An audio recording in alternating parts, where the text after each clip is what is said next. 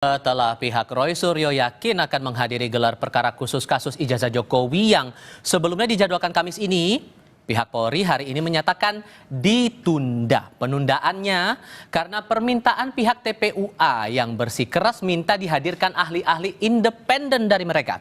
Kami akan diskusikan ini bersama para narasumber. Dua narasumber sudah bergabung di studio Kompas TV kali ini.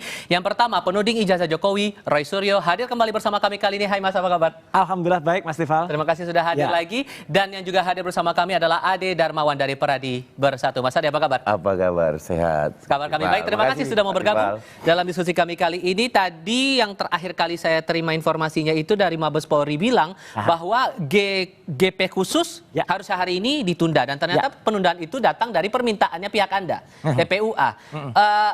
Bukankah dengan menunda ini malah makin nggak pasti nih soal kejelasan kasus ya? Gini, jadi perkara apakah penundaan dari TPUA atau tidak, terus terang kan saya bukan orang internal TPUA, tapi yang diminta oleh TPUA. Jadi mau diminta oleh TPUA atau penundaan dari Mabes, yang jelas surat yang ada kepada yang ditujukan pada Profesor Egy Sujana ya TPUA hari ini Jakarta 3 Juli tidak mencantumkan alasan penundaan. Jadi pokoknya hanya ditunda saja gitu. Sehubungan dengan rujukan tersebut, bersama ini kami sampaikan penundaan pelaksanaan jadi tidak ada alasan dari mana. Jadi artinya ya sudah kita tunggu saja yang akan dilaksanakan pada tanggal Rabu 9 Juli. Tapi gini, Mas Tifal, ini penting banget. Apa tuh? Mumpung ada, saya setengah menit saja ya.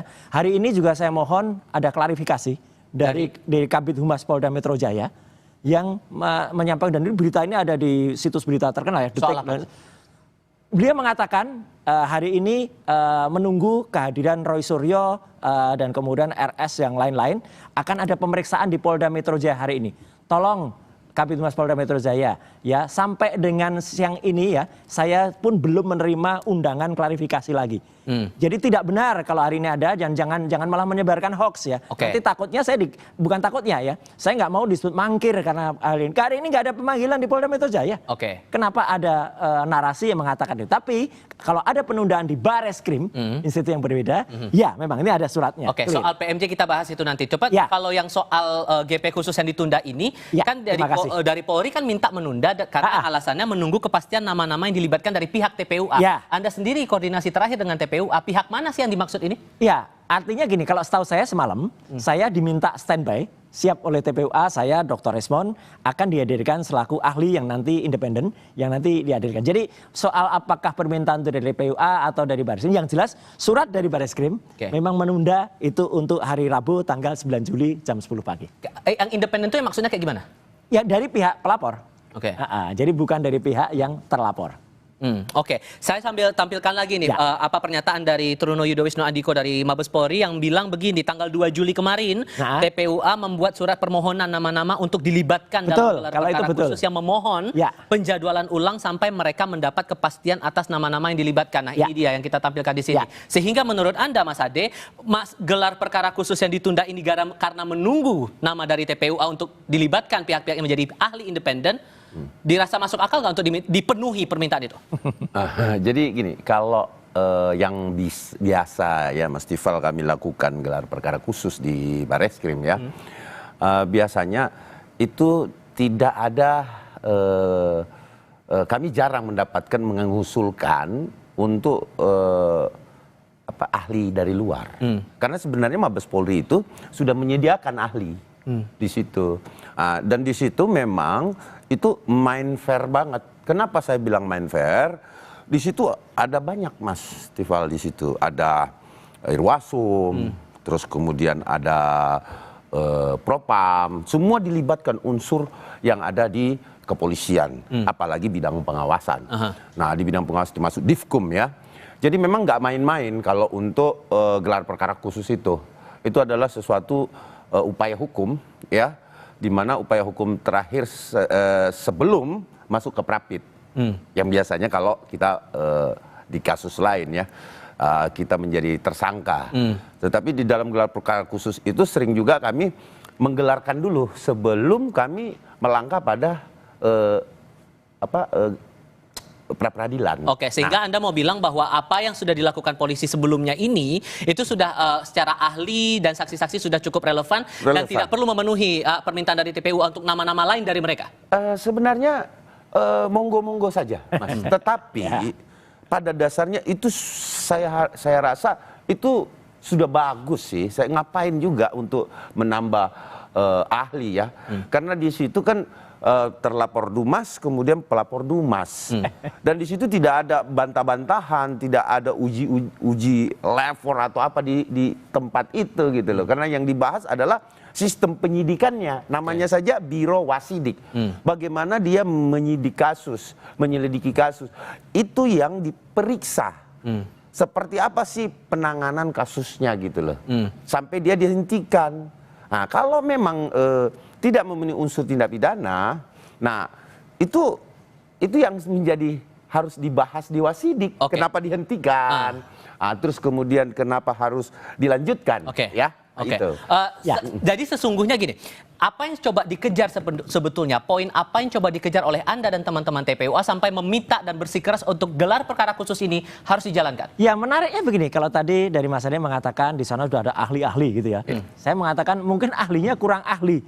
Karena kok bisa ya ijazah yang tidak identik ya, itu kemudian pembandingnya juga tidak jelas pembandingnya mana. Sementara kami memiliki ijazah pembanding ya, nomor 1115 milik Fronojiwo, 1116 milik almarhum Hari Mulyono, 1117 milik Sri Murti Ningsih, itu tidak identik dengan ijazah 1120 milik Joko Widodo. Jadi kok bisa ada ahli dalam tanda kutip yang nanti katanya mau dihadirkan itu, jadi kan tidak imbang nih.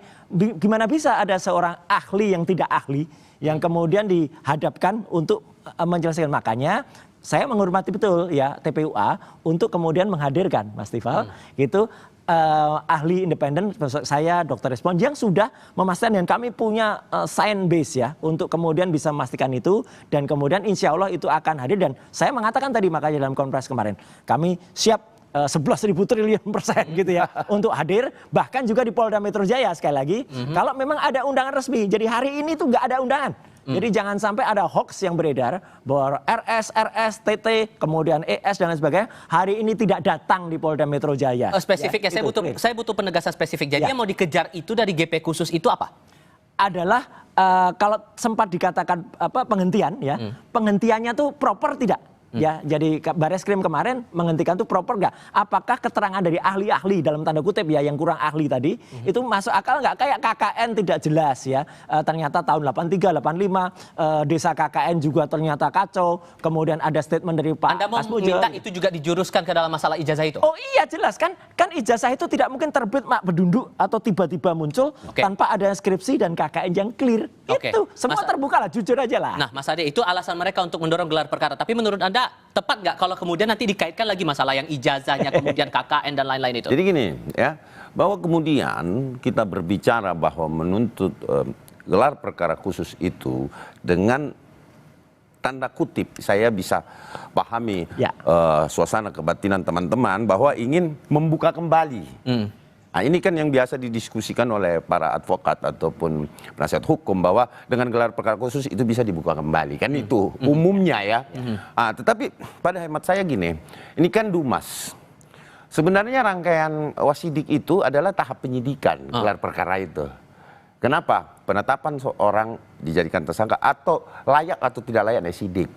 Tetapi di dalam kasus teman-teman TPUA di sini, saya melihat bahwa apa yang dilakukan pelaporan Dumas, bukan pelaporan, pengaduan Dumas, itu sebenarnya ya Mas ya, kalau saya bilang itu ya diterima-terima saja dulu sebagai Dumas. Kenapa? Karena sebenarnya alat bukti itu kan harus dua bukti awal untuk mengadukan sesuatu. Nah, saya tahu juga, memahami juga suasana kebatinan teman-teman di kepolisian bahwa ketika ini ditolak, ini akan menjadi bias. Tetapi oke lah diterima. Namun kemudian bukti yang mereka bawa ya itu harusnya yang betul-betul produk ya pembandingnya Mas. Sehingga menurut Anda apa yang gelar perkara khusus ini bisa tidak untuk ditindaklanjuti menjadi ya yang kemarin sempat dihentikan gara-gara sudah dinyatakan identik itu bisa dilanjutkan lagi ke proses hukum atau tidak? Hasilnya akan sama Mas. Mas, Anda meyakini itu? Saya meyakini itu. Kenapa? Karena itu tadi bahwa dalam tahap lidik bukan penyidikan. Oke. Sehingga belum banyak yang bisa diambil dari situ. Kenapa?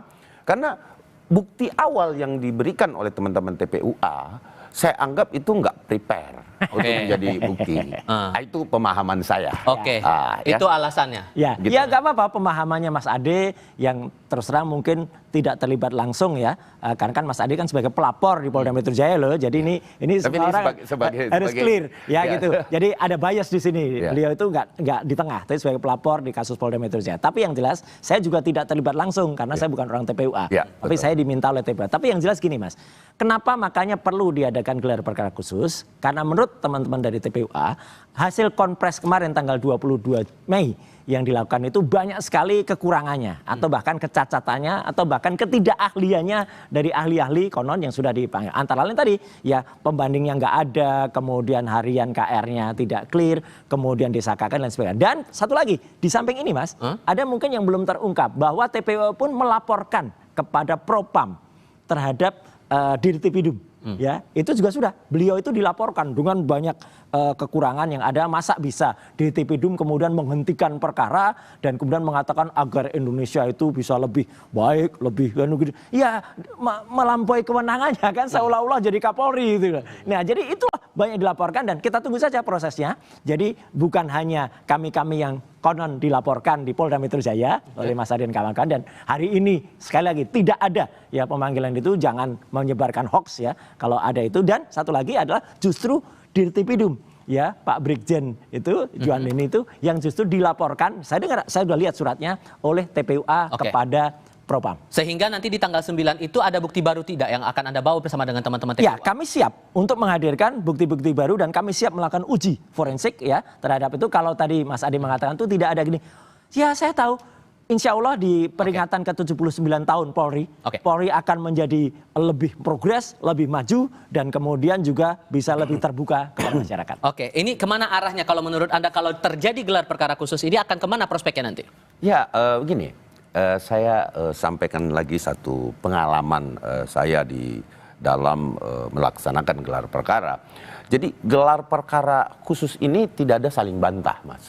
Jadi Mas Tifal harus kita pahami bahwa gelar perkara khusus itu hanya melampirkan, ini loh alat bukti alasan-alasan saya melaporkan.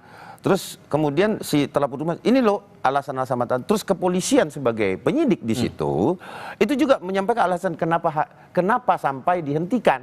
Nah, ini semua akan menjadi acuan dari gelar perkara itu. Jadi bukan praktek gini.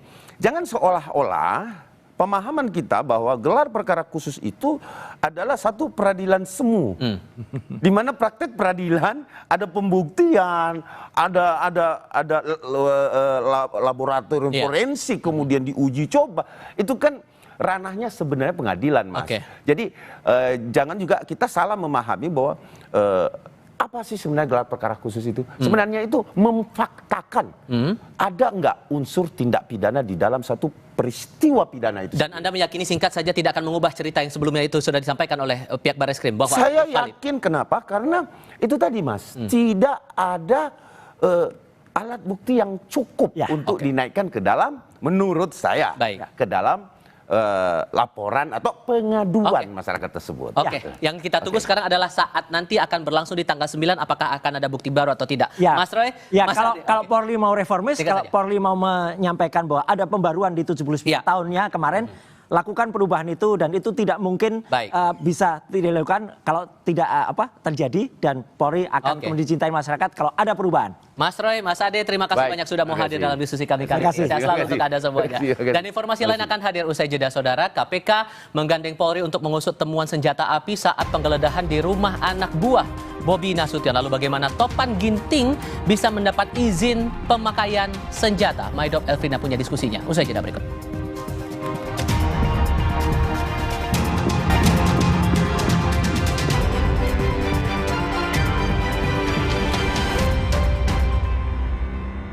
Kan 5 tiket nonton langsung Indonesia di Pentas Dunia 2026 Amerika. Pemenang akan segera dipilih.